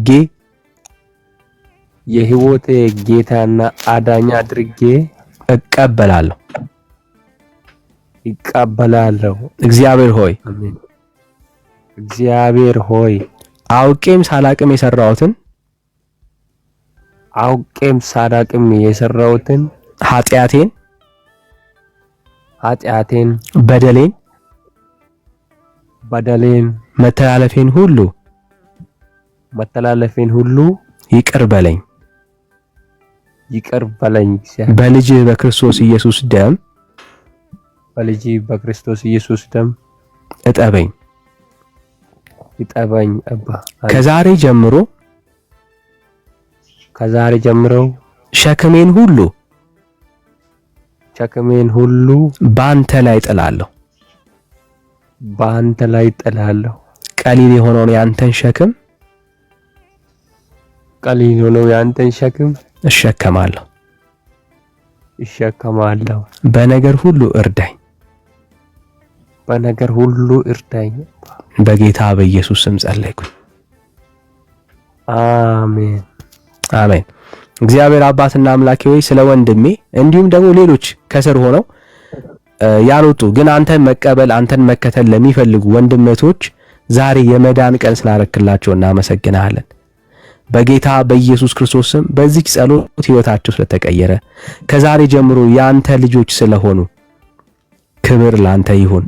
የትኛውም የትላንትና ህይወታቸው ጠላት የሚከስባቸው የኃጢአት መዝገብ ቢኖር ከዚህ ሰዓት ጀምሮ በጌታ በኢየሱስ ክርስቶስ ደም የተዘጋ ይሁን ለአንዴና ለዘላለም። እግዚአብሔር ሆይ ከዚህ በኋላ ባላቸው ቀሪ ዘመን ሁሉ ጽድቃቸው አንተ ስለሆንክ፣ አቅማቸው አንተ ስለሆንክ፣ ጉልበታቸው ድፍረታቸው አንተ ስለሆንክ እናመሰግናለን። እንዴት መውጣት እንዴት መግባት እንዳለባቸው አያውቁም። አንተ ግን የታመነ እጅ አለ። በክርስቶስ ኢየሱስም በታመኑ እጆች ያዛቸው። ዛሬ የገቡትን ኪዳን እግዚአብሔር ሆይ እነሱ እንኳን ቢዘነጉ አንተ ስለማትረሳ ከዚህ በኋላ ስለማትተዋቸው ስለማትጥላቸው እግዚአብሔር ሆይ እናመሰግናለን። ትላንትና ካወቁ ትላንትና ከተረዱህ በላይ በፍቅርህ እውነት እንዲነኩ እግዚአብሔር ሆይ ትላንትና አወቅንህ ካሉብህ በላይ እግዚአብሔር ሆይ በፍቅርህ እንድትነካቸው እንድታንበረክካቸው በክርስቶስ ኢየሱስ ስም እንጸልያለን። በዚህ ሰዓት ልባቸው ፍጹም ሰላም፣ ፍጹም ደስታ፣ ፍጹም እረፍት ይሞላ። በጌታ በኢየሱስ ክርስቶስ ስም ጸለይን። አሜን አሜን። ፕሬዝ ጋድ። ዋው! እግዚአብሔር ይመስገን። አሜን። እግዚአብሔር ይባርካችሁ። እግዚአብሔር አሁን እንደናንተ አይነት እግዚአብሔር ጸጋ የበዛ ሰውን በዚህ ዘመን ያንሳ። እኔ እንደዛ ነው የምለው። ብዙ መትረፍ የሚፈልግ ያልተረፈ በጣም ብዙ ሰዎች አሉ እንደኔ ህይወት ብስቁልቁል ወጣው ማለት ነው። ህይወት እኮ በቃ ሰው እንዴት እንደመኖር እንዳለበት ሳያቅ እንዲኖር ያደረገው በጣም ብዙ ነገሮች አሉ። በቃ ህይወት እንደዚህ የሚቀለው ወደ ክርስቶስ ሲመጣ እንደሆነ በጣም ብዙ ሰዎች እንደዚህ ይሄ ወደ እናንተ መጥቶ ወደ ክርስቶስ መጥቶ ወደ እውነታው መጥቶ ማረፍ የሚፈልግ ብዙ ሰዎች እንዳሉ በጣም የምሬን ነው። እኔ አሁን ብዙ ጓደኞችም አሉ አውቃቸዋለሁ። በጣም በቃ መታነቁላ የሚፈልጉ ሰዎች አሉ። የራሴን ላጥፋ እንደ ከዚህ ህይወት የሚል ሰዎች አሉ። ግን በክርስቶስ ስትሆን ሁሉ አዲስ ነው። አሁን ለኔ እቺ ቀን አዲስ ቀን ነች። በቃ አሁን ዛሬ አዲስ እንደተወለድኩ ነው ደስ ያለኝ። በጣም ነው ደስ ያለኝ። በጣም ነው በቃ እግዚአብሔር እኔን አደሰኝ። እግዚአብሔር በህይወት መዝገቡ ጽፎኝ ያንን ሁሉ አምናለሁ። ያንን ሁሉ እውነታው ደግሞ የት እንዳለ እውነታው ክርስቶስ ጋር እንዳለ አውቃለሁ። እውነተኛ መንገድ ህይወት እሱ ጋር ያለውን ህይወት ሊከተል መጥቻለሁ። እሱ ይረዳኛል፣ አውቃለሁ፣ ያግዘኛል፣ ከጎኔ ይሆናል። አሜን። ለዛ በጣም አንተም ተባረክ እና እውነታውን ተከትዬ እንዲኖር እሱ እንዲረዳ በውስጥም በቃ እናወራለን። ስልኬን አስቀምጣለሁ። አሁን በቃ ጊዜ ወይ እዚህም ሆኜ እቀመጣለሁ ወይ ከታችም ሆናለሁ። በቃ ሌላ ውይይት ላይ ግቡ። ሌላ ያልተረፈውን እግዚአብሔር ወደ ክርስቶስ እንደኔ ያምልጥ ነው የምለው። ተባረክ። አሜን። ጸጋ ይብዛልህ። ተባረክልኝ። ተባረክ። ያው ከስር ሆነው የሚለቅሙ ሰዎች ስላሉ ጥንቃቄ አድርግ። አንተ ብቻ ስልክህን አስቀምጥልኝ፣ እኔ ራሴ እደውልልሃለሁ፣ ኮሚኒኬት አደርግልሃለሁ። አንተ ነህ የምታስቀምጥልን። እንጸልይልሃለን፣ እናበረታሃለን። የቀረውን ነገር በደንብ በውስጥ እናወራለን። ጸጋ ይብዛልህ። ተባረክ።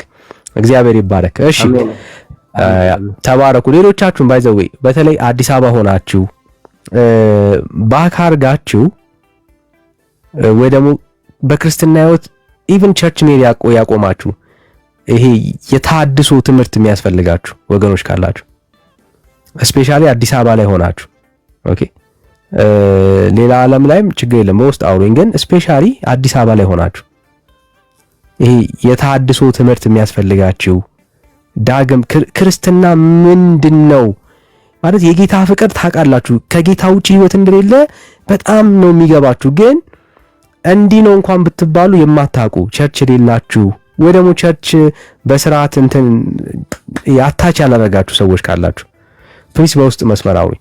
በጣም የተወደዱ ፋሚሊዎች አሉ። በቃ ጆይን የምታረጓቸው የታማኝ ቸርቾች አሉ። በስርዓት የታድሶን ትምህርት ከወደቃችሁበት ከዛ ከመንፈሳዊ አዘቅት ውስጥ ወጣችሁ ዳግም በእግሮቻችሁ የምትቆሙበት የጌታን ፍቅር ዳግም በህይወታችሁ ሪቫይቭ የሚያደርግበት መንፈሳዊ አቅም ጉልበት የምታገኙበት እንትኖች አሉ፣ ፕሮግራሞች አሉና ከነኛ ሰዎች ጋር አገናኛችኋለሁ። ቸርች ናቸው። ቸርች ጆይን ታደርጋላችሁ ማለት ነው። በጣም የታመኑ ቸርቾች አሉ። እንደ ሃሎት በጣም የተወደዱ አገልጋይ ያለባቸው አሉና በቃ አግኙኝ። በሚቀርባችሁ ቦታዎች ላይ ኮኔክት እናደርግ እንችላለን ማለት ነው። ሙሉ ወንጌል አለ። በደንብ በቃ ታማኝ የሆኑ ጄኒውን ወንጌል ያለባቸው በጣም የተወደዱ ደግሞ በአገልግሎት ዳግም ወደ አገልግሎት ህይወት የምትገቡበት አቅም የምታገኙባቸው ፕሮግራሞች አሉ።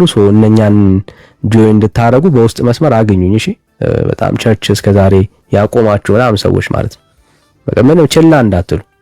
የተጎዳችሁ ኢቭን የተጎዳችሁ በቃ በአገልጋይ የተጎዳችሁ እና በቃ ክርስትና ከአገልጋይ ከመጎዳታችሁ የተነሳ በቃ በጣም የጌታ ነገር መንፈሳዊ ነገር የቀዘቀዘባችሁ ሰዎች ፕሊስ እግዚአብሔር ይረዳችኋል፣ እግዚአብሔር ያግዛችኋልና በቃ ፐርፌክት የሆነ እግዚአብሔር ብቻ ነው፣ ሌላ ማንም የለምና እሱን እያየን ነው ደግሞ እንድንሮጥ የተጠራ ነው አይደል?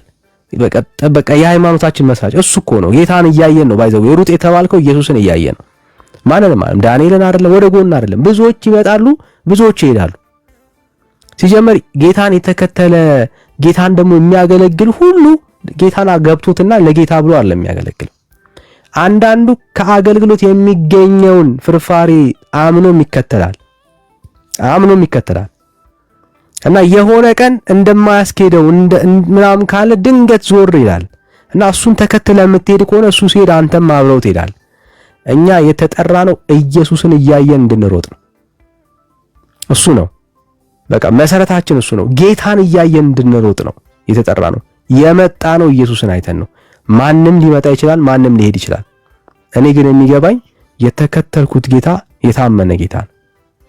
ማንም ሊመጣ ይችላል፣ ማንም ሊሄድ ይችላል። እኔ ማንም ስለመጣ አይደለም ጌታን የተከተልኩት፣ ማንም ስለሄደ ደግሞ አይደለም ትቼው የምሄደው። ጌታዬን አውቀዋለሁ፣ ማን እንደሆነ ገብቶኛል አይደል? እንደዛ እኮ ነው ያሉት። ባይዘዌ ዮሐንስ ወንጌል ምዕራፍ 6 ላይ የምናገኘው ትምህርት እኮ ያንን አይደል? ዞር ብሎ እኮ ሂዱ እኮ አላቸው። በቃ ጌታ ባይዘዌ በህዝብ ብዛት የሚያምን አይደለም። ገብተኸው ተረድተኸው ካልተከተልከው እግዚአብሔር ያንተ መብዛት ቁጥር ምናምን አያስጨንቀውም ብራዘር። ጌታ 4 ሚስት አግብተ የህዝብ ብዛት እንድታስከትል አይደለም ዓላማው። ወላጅ አግብተ ምናምን ተዋልደ ምናምን መባዛትን አይደለም እግዚአብሔር የሚያስበው። እሱ ገብቶ የህይወት እንጀራ እንደሆነ ካንተ ወደ ማን እሄዳለሁ የሚል ኮሚትመንት ኖሮ ኢየሱስን ስትከተለው ነው ጌታ የሚፈልገው። እና ዞር ብሎ አይደል ይሄን ያላችሁ እናንተስ መሄድ ትፈልጋላችሁ እኮ ነው ያለው። ማለት ዛሬም ጌታ ያልገባው ሰው መሄድ ይችላል። ባይዘው ማለት ጌታ ያንን ነው የሚለው። መሄድ ትፈልጋላችሁ፣ ዛሬም መሄድ ትፈልጋላችሁ ነው። እግዚአብሔር አይቀይርም። በዘመናት መካከል የማይቀይረው ነገር ዛሬስ መሄድ ትፈልጋለህ ወይ ነው ማለት። በቃ እናንተስ መሄድ ትፈልጋላችሁ። በቃ ምንም እግዚአብሔር የሚፈልገው እውነት ገብቶት እሱን ተረድቶት እውነት አንተ ጋር የዘላለም ህይወት አለ ብሎ ያመነ ሰው እንዲከተለው ነው ጌታ የሚፈልገው። ጌታ ወንጌሉ ይሄ ነው። እና ዞር ብሎ ይሄንን እኮ ያላቸው እናንተስ መሄድ ትፈልጋላችሁ ነው ያለው። ካንተ ወደ ማን እንሄዳለን? አንተ የህይወት ቃል አለ። ይሄው ነው ወንጌሉ። ኢየሱስ ክርስቶስን መከተል የተከተልነው ሌላ የምንሄድባቸው አማራጮች ከክርስቶስ ኢየሱስ የተሻለ ስለሌለን ነው። ባይዘው የለንም፣ ከኢየሱስ የበለጠ የለንም። ለምን? እሱ የህይወት ቃል አለው። ህይወት ቃል አለው። እና በብዙ ምክንያቶች የተጎዳችሁ ከቸርች የቀራችሁ እንደዚህ አይነት ቤተሰቦች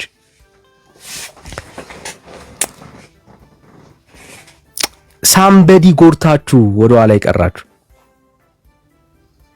ወገኖች፣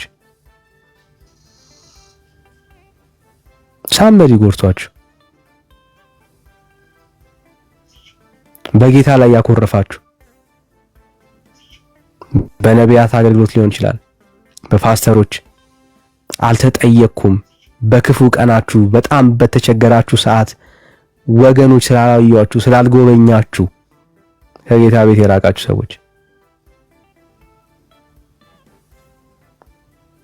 በጣም በብዙ ነገር ለጌታ ነገር ዋጋ ከፍላችሁ ግን እናንተ የእናንተን ክሬዲት ሰዎች ካለ ማየት የተነሳ ተሰብራችሁ የቀራችሁ ሰዎች ለምን ወደቃችሁ ለምን ተሰበራችሁ አንላችሁ። ሰው ናችሁ። ያው የሰውነት ምልክቱ እሱ ነው። ግን መውደቃችሁ የእናንተ መጨረሻ መሆን የለበት። መሰበራችሁ የእናንተ መደምደሚያ መሆን የለበት። እሱ የተሰበሩትን መጠገን ይችላል። የወደቁትን ማንሳት ይችላል ጌታ።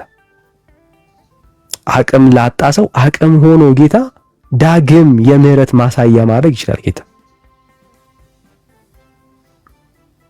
ጌታ አልተቀየረባችሁም ሲጀመር፣ እናንተ ናችሁ የተቀየራችሁባችሁ። ስለዚህ ወደዚህ ጌታ ነው ወገኖች፣ ወደ ኢየሱስ ነው።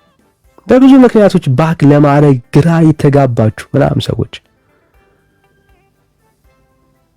ወደ ጌታ ተመለሱ።